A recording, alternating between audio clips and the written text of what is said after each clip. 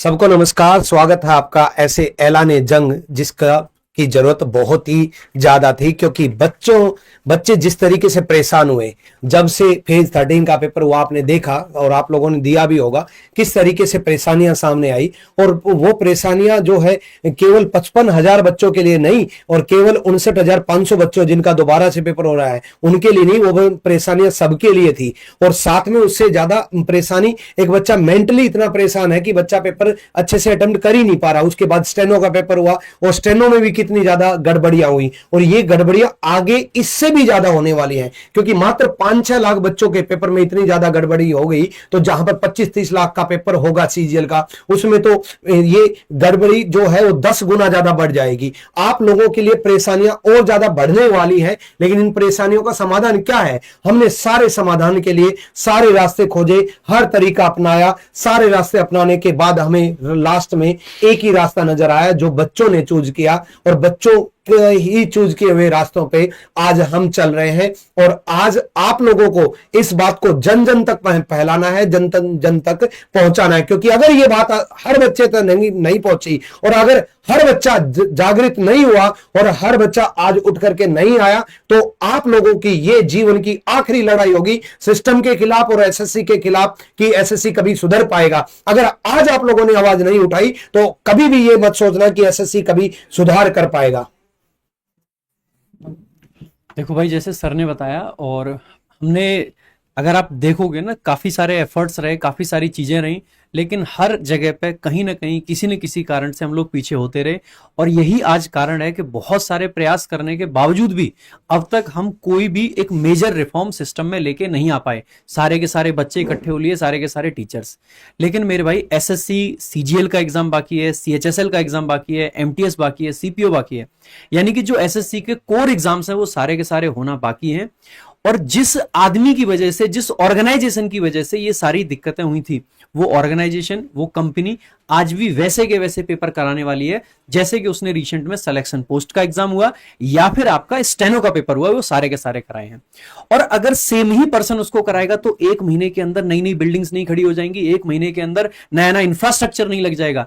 जिस कंपनी ने एनटीए का टेंडर 2021 में मिलने के बाद से अगर आज तक इतना इंफ्रा नहीं बना पाए जहां पे वो 3-3.5 लाख लोगों का पेपर भी ढंग से कंडक्ट करा पाए, तो क्या गारंटी है कि वो इस 1 महीने के समय में, जो कि एसएससी ने हम सबको पागल बनाने के लिए और बच्चों को पागल बनाने के लिए 1 महीने का जो समय लिया, ये क्या गारंटी है कि इसमें सब सही हो जाएगा?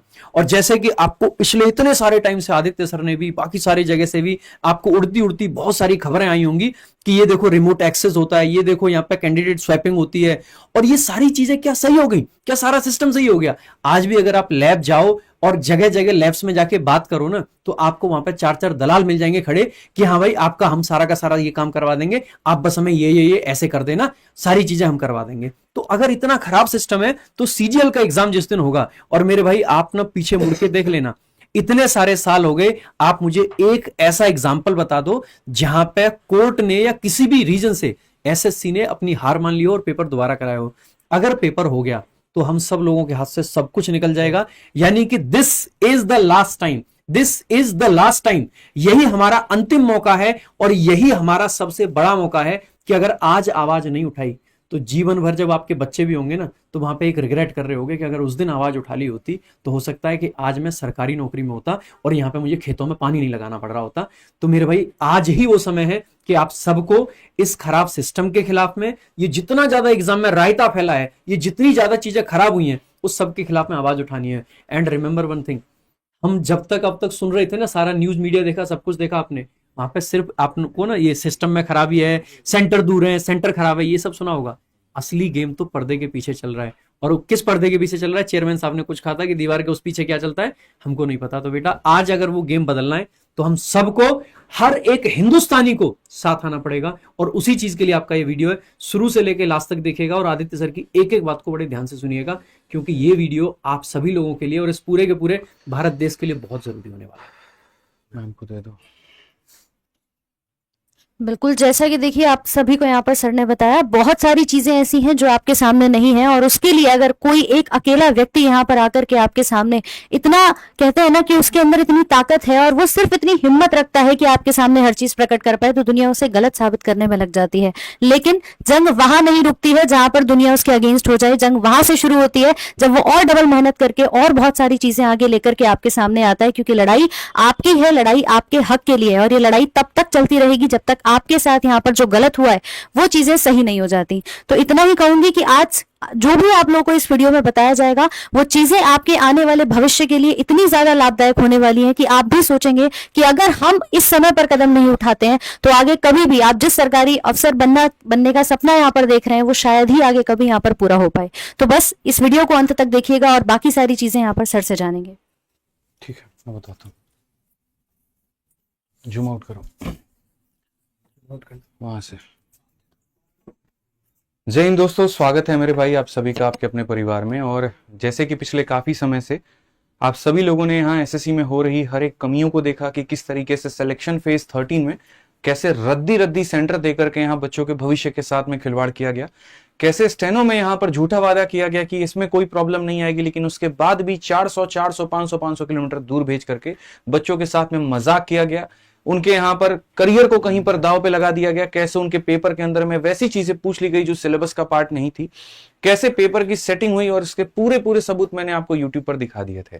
आज की वीडियो ऐसी होने वाली है जहां पर आपके पैर के नीचे से जमीन खिसक जाएगा, मैं आपको ये बात बता देता हूं।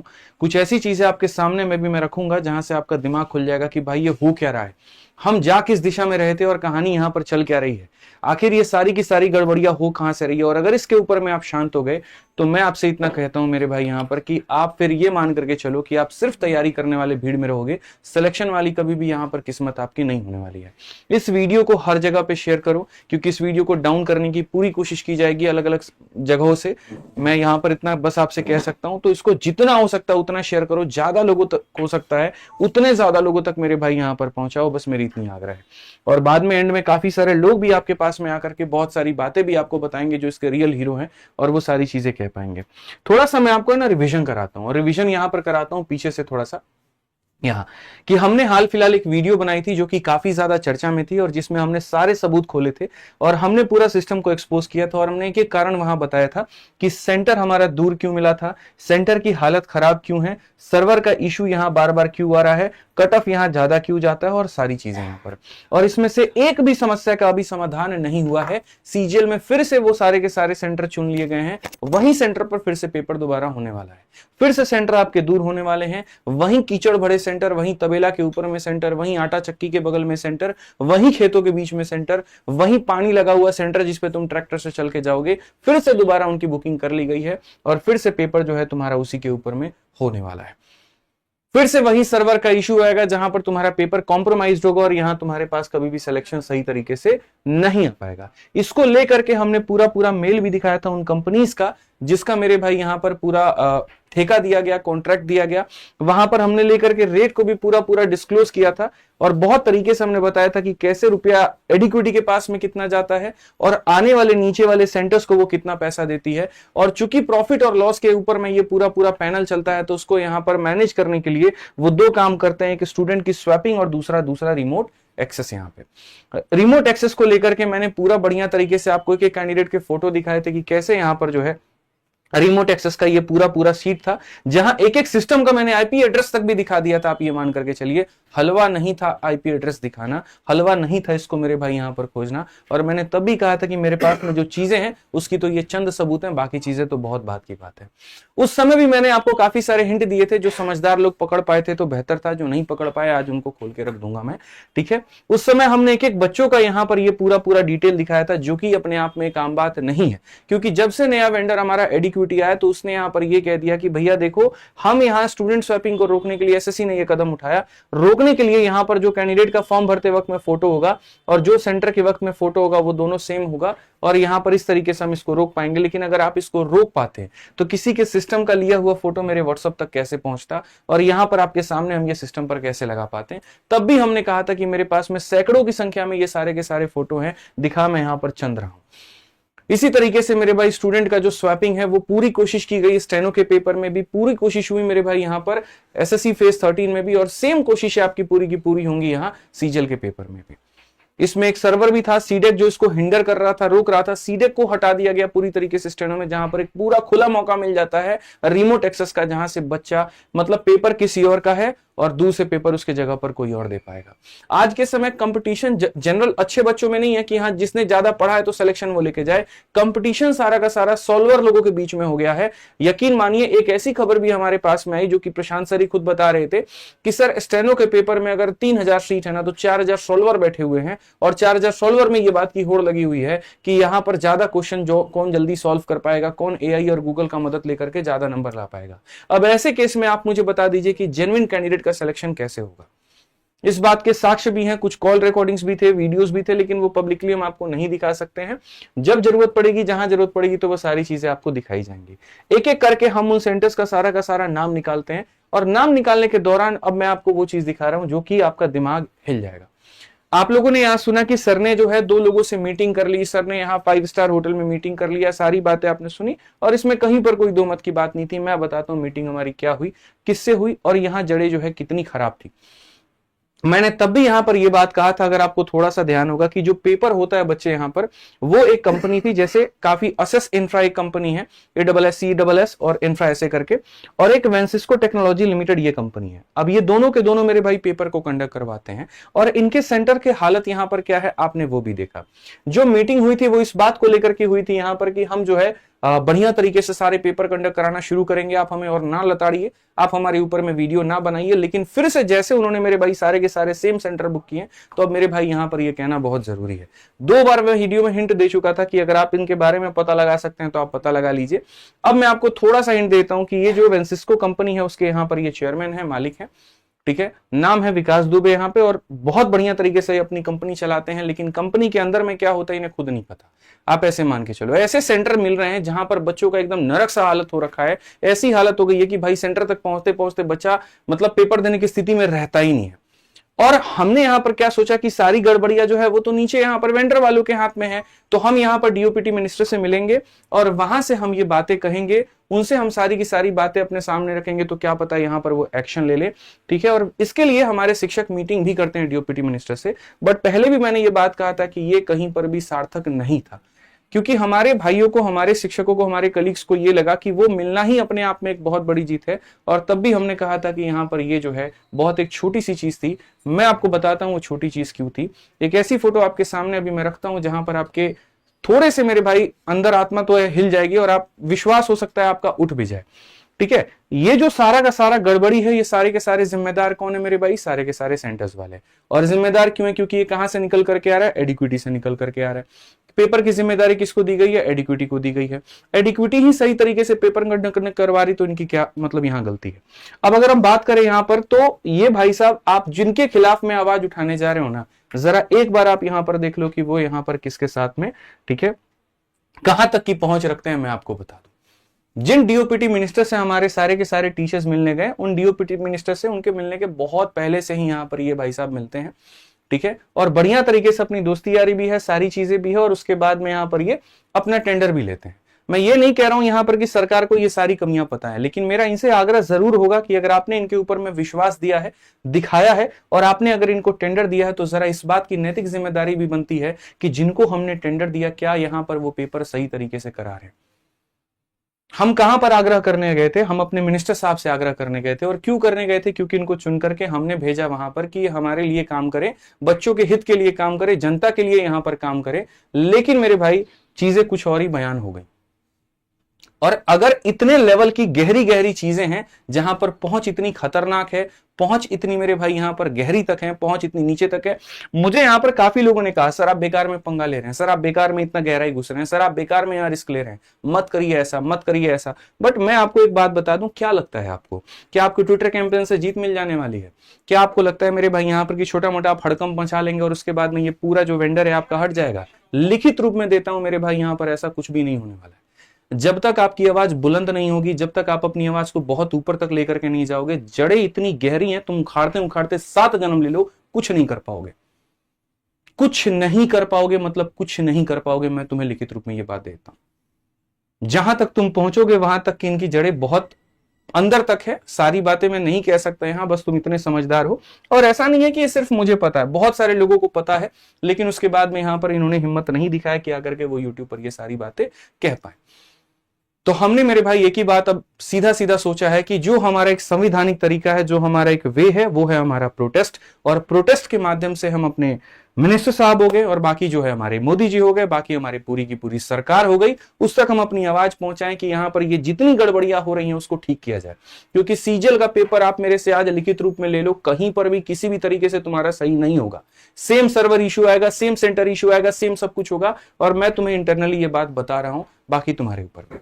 अब प्रोटेस्ट को लेकर के भी सारा बात आया कि भाई प्रोटेस्ट करे तो करे कैसे, सरकार ऐसी है कि प्रोटेस्ट करने ही नहीं देगी, सरकार ऐसी है कि ये चीज नहीं होने देगी। ऐसा बिल्कुल भी नहीं है मेरे भाई। यहां पर कुछ जाबाज लोगों ने, कुछ हिम्मत दिखाने वाले लोगों ने एड़ी चोटी की जोड़ लगा करके प्रोटेस्ट की जितनी संभावना हो सकती थी वो सारी की सारी मेरे भाई यहां पर उन्होंने फुलफिल की और परमिशन ले करके यहां पर आए और एकदम बाजी जीत करके आए। आज हमारी एक छोटी सी जीत है कि हमारे पास में आज हर डिपार्टमेंट का मेरे भाई परमिशन है और प्रोटेस्ट का है।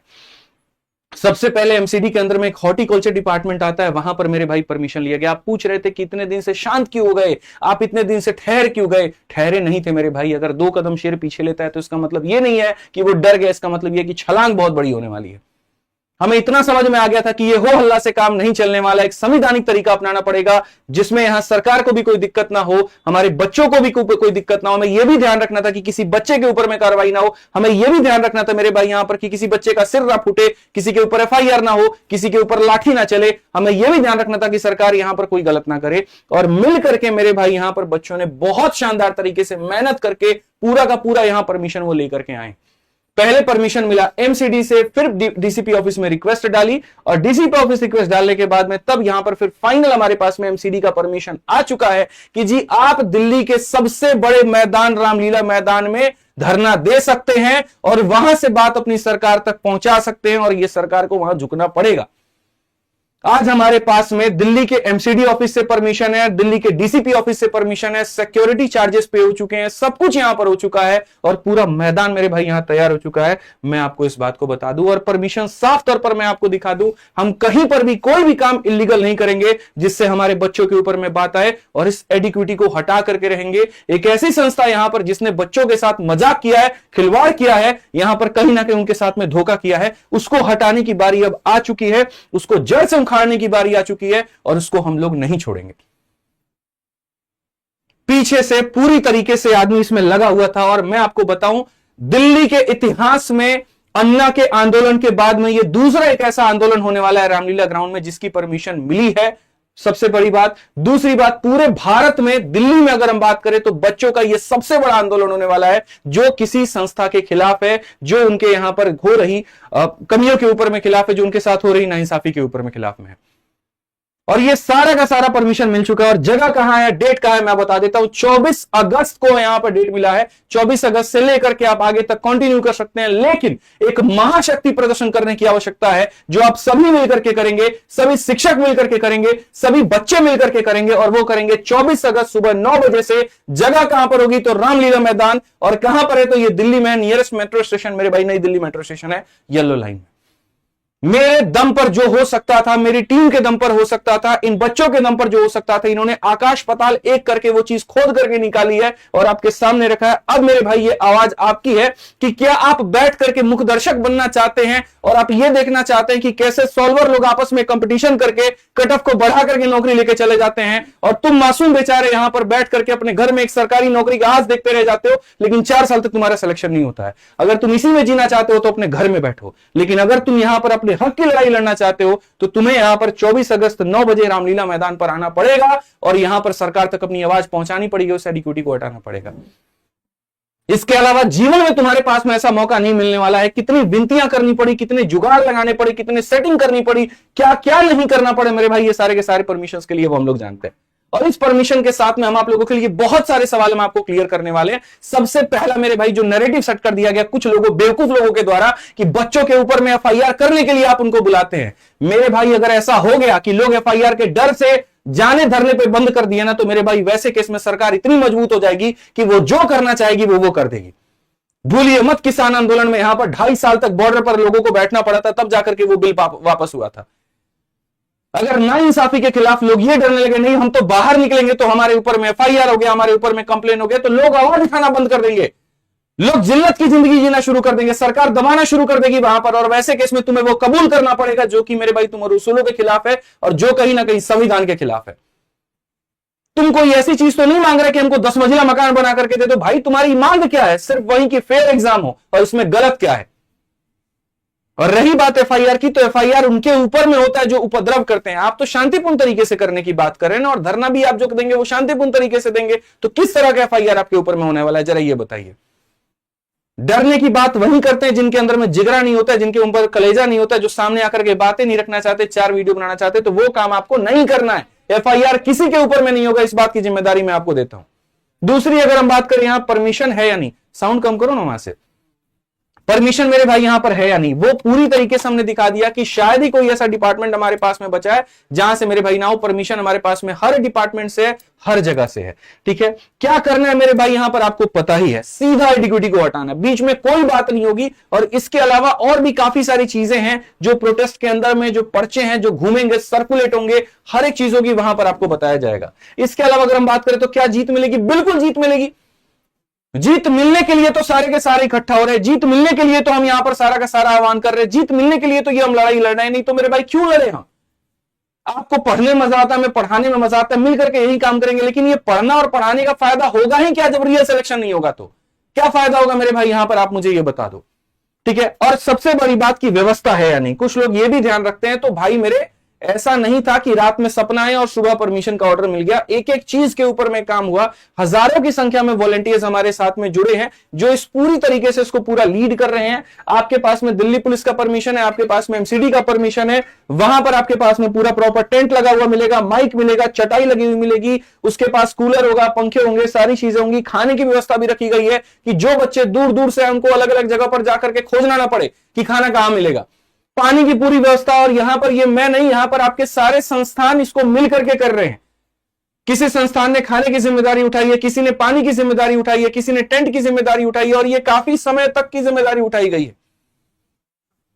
एम्बुलेंस की व्यवस्था है, डॉक्टर की व्यवस्था है, फायर ब्रिगेड की व्यवस्था है, वॉलंटियर की है, मीडिया की है, सारे शिक्षक आपके पास मौजूद होंगे, ग्राउंड स्टाफ आपके पास मौजूद होगा, और पूरी तरीके से फुल प्रूफ तरीके से मेरे भाई यहां पर ये आंदोलन होने जा रहा है।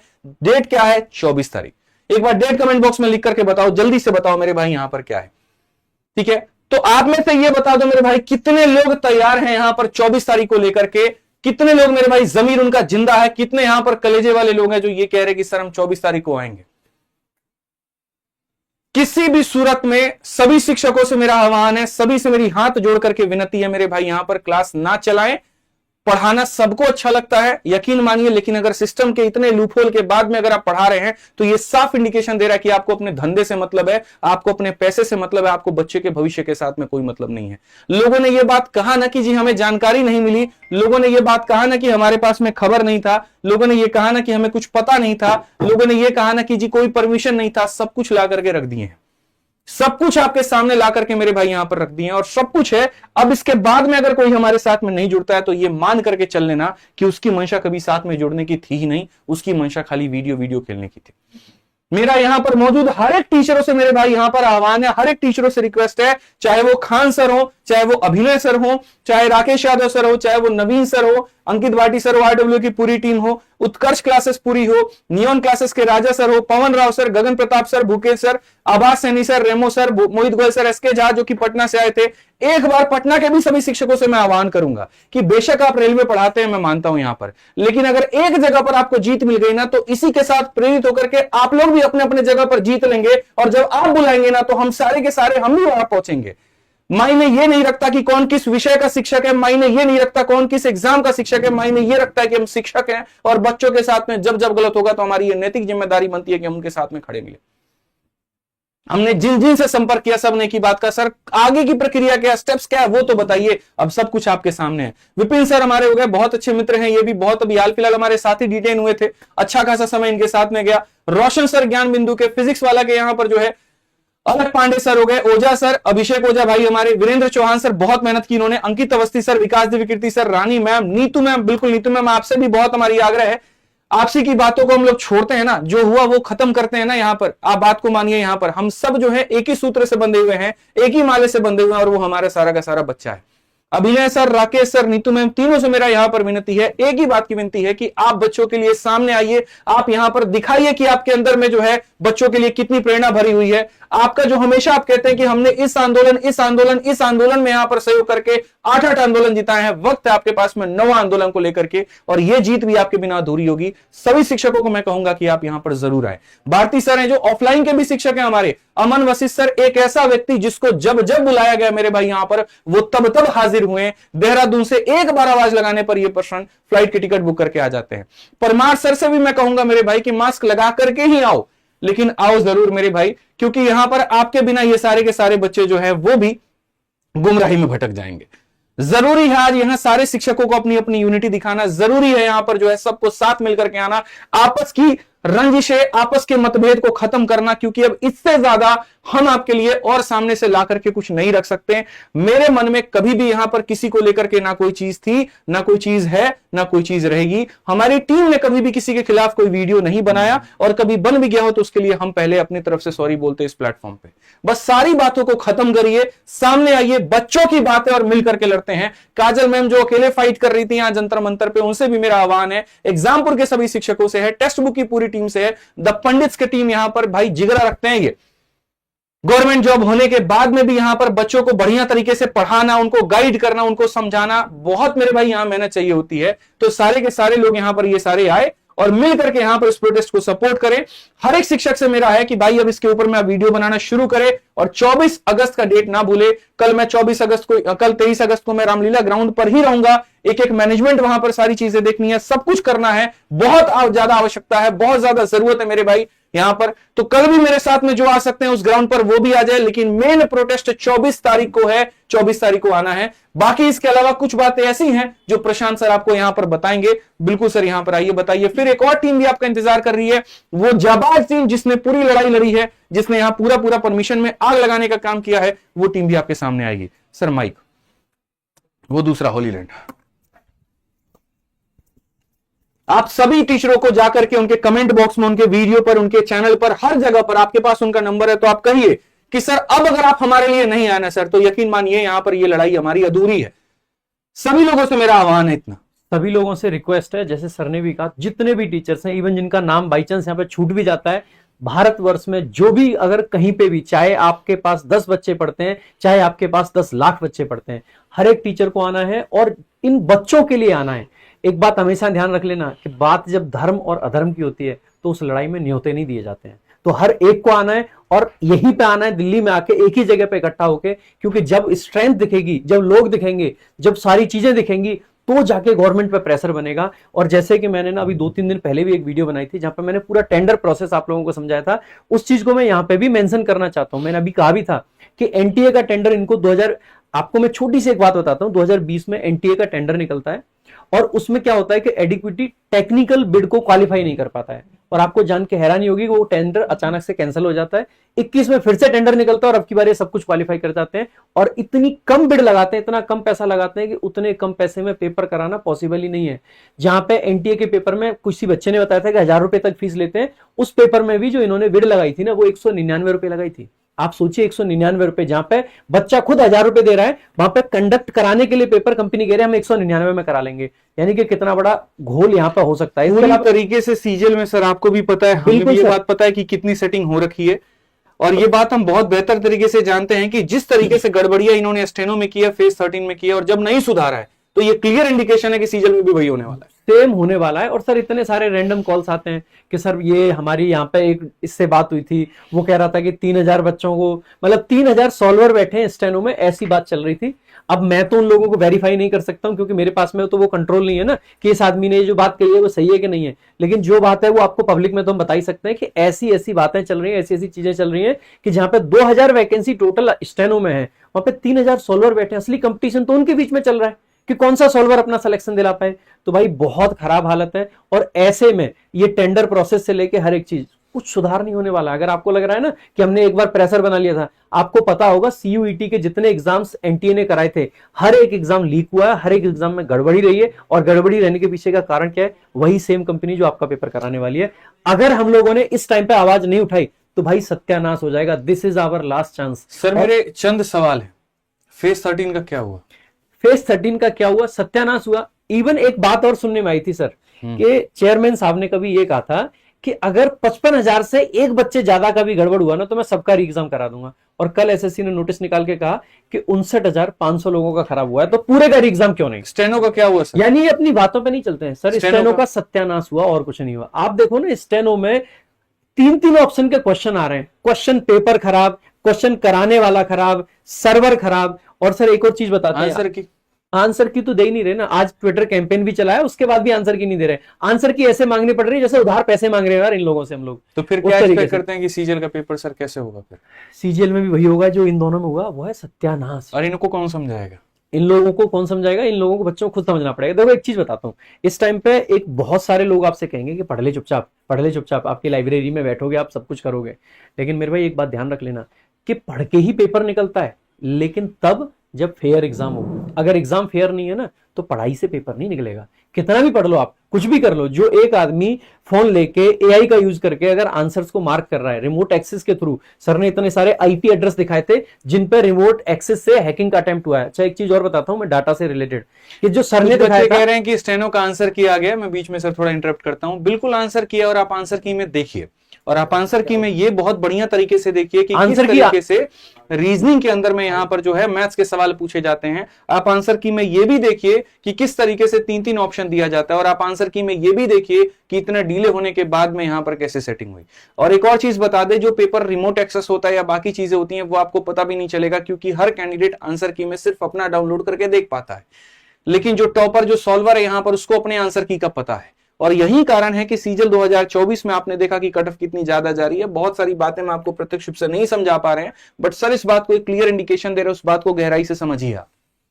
बिल्कुल बिल्कुल। बाकी सर एक बार जो प्रोटेस्ट में जो सारा प्रोसेस रहा है एक बार आप उसको भी समझाइए। बिल्कुल, उसको तो सर प्रोसेस यहीं पर है। और देखिए मेरा सभी लोगों से है, 2-3 नाम अगर छूट गए हो, ठीक है, बिल्कुल, जैसे एक हर्ष प्रताप सर हैं, उनसे भी मेरा आग्रह है, और बाकी अड्डा की टीम जैसे आशुतोष सर हैं, सभी लोगों से, बाकी सभी शिक्षकों से मेरा निवेदन है कि भाई जितना हम लोग कर सकते थे उतना हम लोगों ने किया है। जो बच्चे हैं एक बार उनको बुला दिया जाए जिन्होंने इसके ऊपर में पूरी मेहनत की है, ठीक है। देखो स्टूडेंट से भी मेरा एक निवेदन है सभी बच्चों से कि जिस भी लाइब्रेरी में आप पढ़ते हैं आप लाइब्रेरी में जाएं, बाकी बच्चों को समझाएं कि कितनी गड़बड़ है, और अपने लाइब्रेरी वाले से आग्रह करें कि 24 तारीख और जब ये प्रोटेस्ट चल रहा हो उस टाइम पे लाइब्रेरी अपनी बंद रखें। और सबसे बड़ी आप बात सभी लोगों को ही जाना 24 तारीख को आना पड़ेगा। अगर 24 को नहीं आए तो मैं बताता हूं तुम्हारा प्रोटेस्ट 1 से 2 दिन में खत्म हो जाएगा, और उसके बाद में तुम्हें जीत नहीं मिल पाएगी।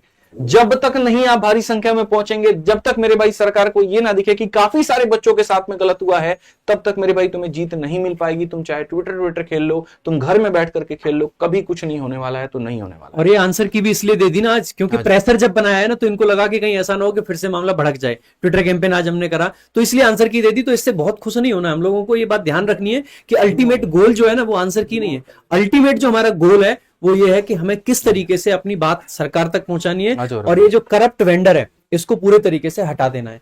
बाकी हर एक बच्चे से मैं कहूंगा आप जाइए, आपके आसपास में जो कोचिंग है, जो लाइब्रेरी है, हर जगह जाके बच्चों को बताइए कि 24 तारीख को आपको रामलीला मैदान चलना है। ये बच्चे जितने भी हमारे साथ में आ रहे हैं ये लोग भी ये सब चीजें कर रहे हैं पहले से, और आप लोगों को भी करना है। हर जगह पर हर एक लाइब्रेरी में जा जाके बोलिए, एक एक बच्चे को समझाइए, और 24 तारीख को हर हालत में आपको दिल्ली रामलीला मैदान आना है, मतलब आना है।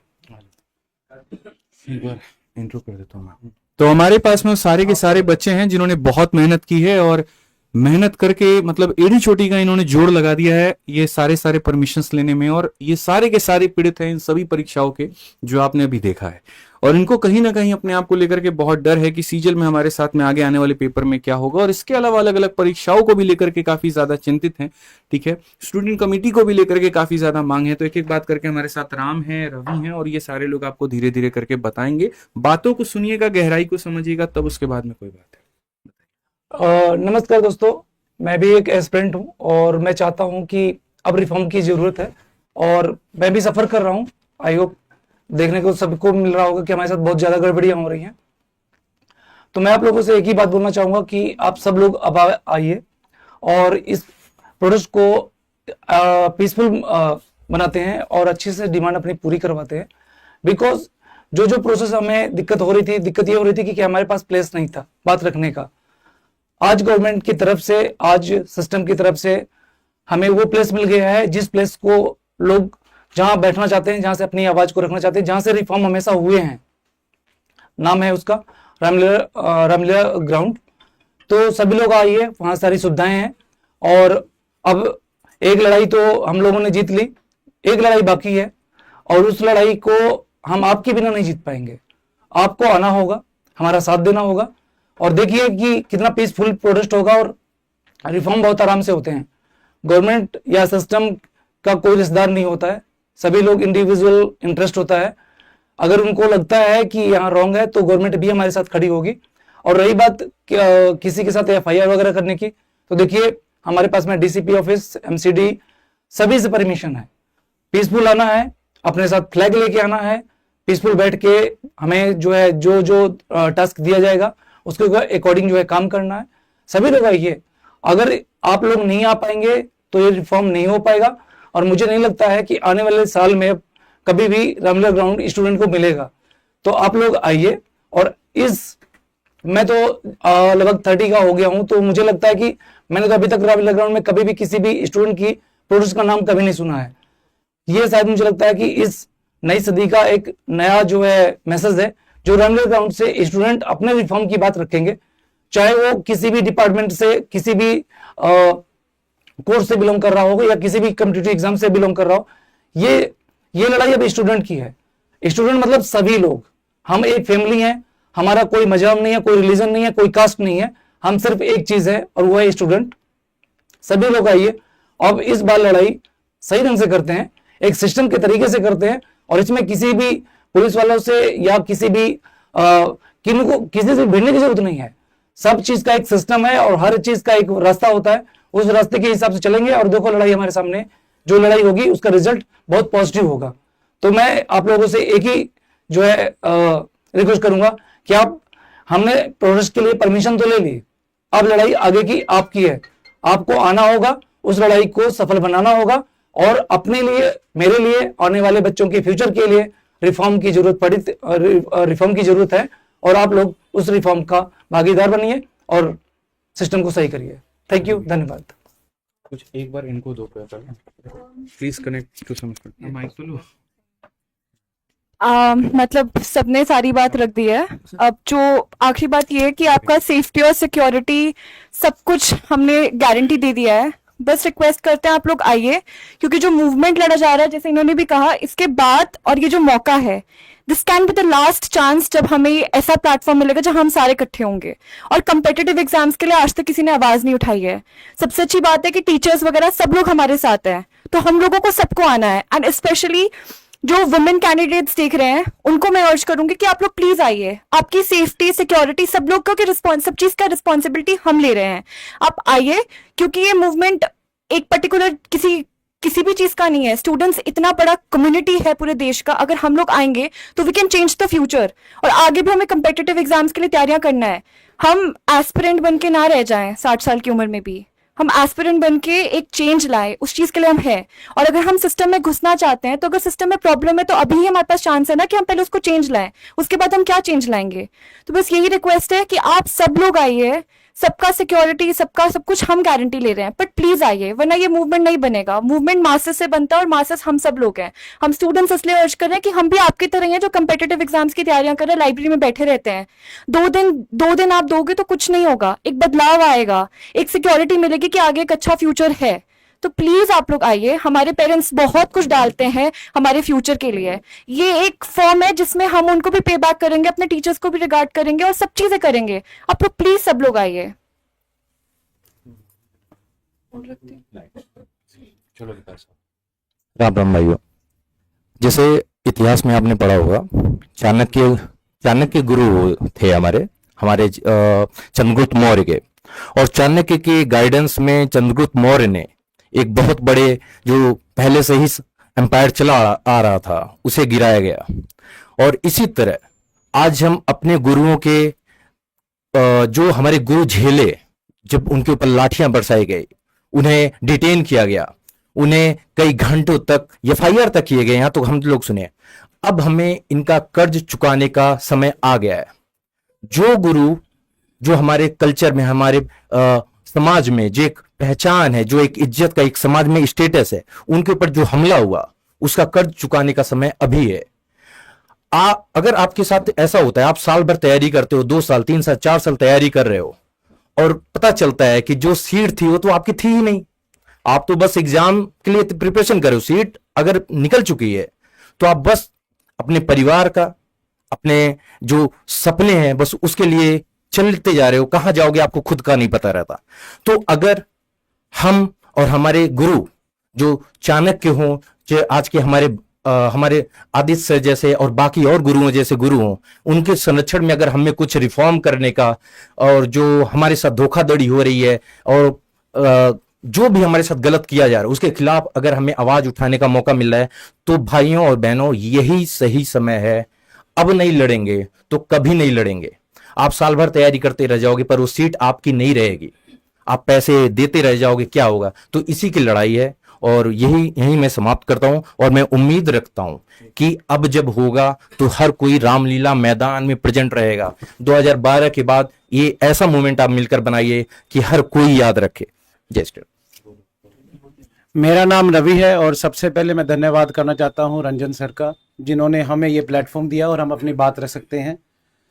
देखो, बात इतनी है कि एक 200-250 करोड़ के लिए सरकार, इतने बड़े डेमोग्राफी के जो लोग हैं, हमारी वोट तो लेने के लिए सब सरकारें आ जाती हैं, पर हमारे लाठियां हम पर और हमारे टीचर्स पे जो लाठियां चलाई गई, ये सरकारों को शर्म आनी चाहिए। वो जो रोडों पर लाठियां पड़ी हैं, वो हमारे टीचर को तो पड़ी है, उनके देह पर नहीं पड़ी, वो हमारे सबके देह पर पड़े, हमारे मस्तकों पर पड़ी है। हमारी आज तक रूहें कांपती हैं। हम जिन सरों को हम देखकर, जिनको देखकर रोज पढ़ते हैं, उन पर लाठियां उन पर जो बरसी हैं, इस बात को आप समझिए। ये छोटी चीज नहीं है, आपकी पूरी जिंदगी के साथ, आपके फ्यूचर के साथ खिलवाड़ हो रहा है। अगर एक गलतियां हैं तो सरकार को मानना चाहिए। सरकार के लिए कोई बहुत बड़ी बात नहीं है 200-400 करोड़ रुपया। अगर एक कंपनी, कोई कृतियां, उसमें दिक्कतें हैं और इतने सारे लोगों का जिंदगी स्टेक में लगी है, तो सबको मिलकर आगे आना चाहिए। और ऐसा फिर ना हो कि कोई छात्रों के समूह को, उनके ग्रुप को कोई छेड़ पाए। आप एक साथ रहेंगे, स्वस्थ रहेंगे, सुरक्षित रहेंगे और आगे बढ़ेंगे। दोबारा से सिर्फ एक लाइन बोल के इस बात को खत्म करना चाहूंगा। युद्ध कहां तक टाला जाए, द्वंद कहां तक पाला जाए, तू भी है राणा का वंशज, फेंक जहां तक बाला जाए। इस बार भाला रामलीला मैदान में चलेगा, और 24 और 25 तारीख को आकर हमारी आवाज को बुलंद करें और जीत सुनिश्चित करके जाएं।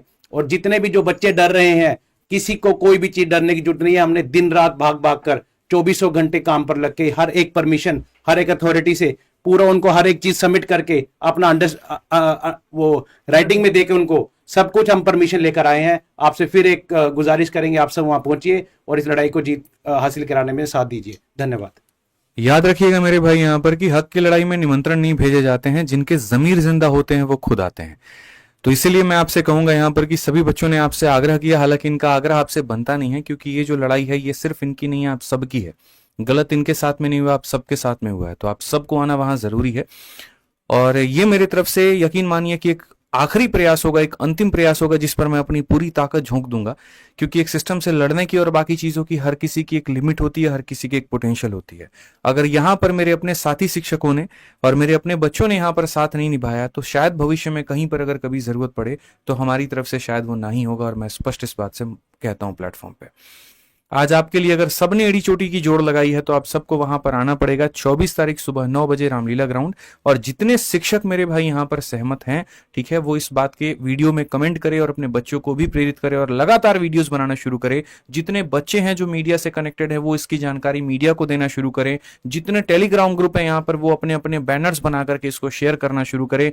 जितने इंस्टा ग्रुप हैं, जितने फैन पेजेस हैं, जितने यूट्यूब पर हैं, अपने अपने हिसाब से वीडियोस बना करके मेरे भाई यहाँ पर शेयर करें। 24 तारीख को आने के लिए बहुत बच्चों को प्रेरित करें, क्योंकि समय हमारे पास में काफी कम है और संख्या अगर वहां ज्यादा नहीं हुई तो आपका जो ये प्रोटेस्ट है ये एक दिन में वहां पर मर जाएगा और कुछ भी नहीं होगा। मैं आपसे इतना बस कह सकता हूं। तो सभी लोगों से आह्वान है मेरा कि वहां पर जरूर पहुंचो। 24 तारीख रामलीला मैदान सुबह 9 बजे। जय हिंद, जय भारत। लास्ट में एक बात बोलना था। जो लोग दिल्ली में हैं उन्हें तो बोलने की जरूरत नहीं पड़ेगी, वो तो आप लोग जल्दी पहुंच जाओगे। जो लोग दिल्ली से बाहर के हैं वो लोग जब आए तो उनके साथ में एक स्लोगन चलना चाहिए, अब टाइम है छात्रों के लिए, दिल्ली चलो। दिल्ली चलो, बिल्कुल दिल्ली चलो, दिल्ली चलो, फिर कुछ आप बोल दीजिए। है ना। झंडा लेकर तो के आए। बिल्कुल झंडा लेकर के आए और पीसफुल तरीके से हम अपना प्रोटेस्ट रख रहे हैं। और ये आप लोगों की सही डिमांड है, ये सरकार को भी समझना होगा कि भी एक फेयर सिलेक्शन और फेयर एग्जाम कंडक्ट, ढंग से एग्जाम कंडक्ट नहीं करा पा रहे तो फेयर सिलेक्शन की तो उम्मीद ही छोड़ दो।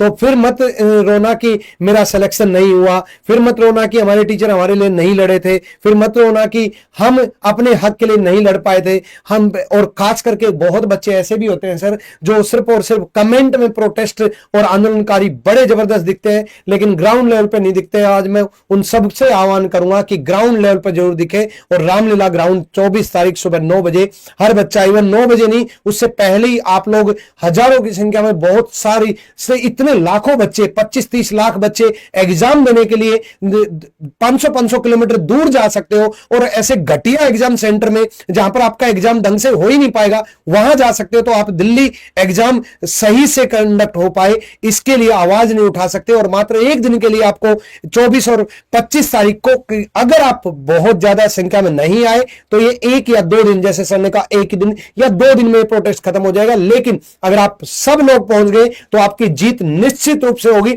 इसलिए आपको पहुंचना है। यह समझ लो कि आपका एग्जाम है भाई, आपका ये एग्जाम नहीं दोगे ना तो आपका सिलेक्शन नहीं होना। ये रामलीला मैदान में आपका एग्जाम है जो कि आने वाले सारे एसएससी के एग्जाम एक ही दिन ले लिए हमने 24 तारीख को सुबह 9 बजे। ठीक है, ये एडमिट कार्ड आपके लिए 24 तारीख सुबह 9 बजे रामलीला मैदान में, और एग्जाम सिस्टम को ठीक करके रहेंगे।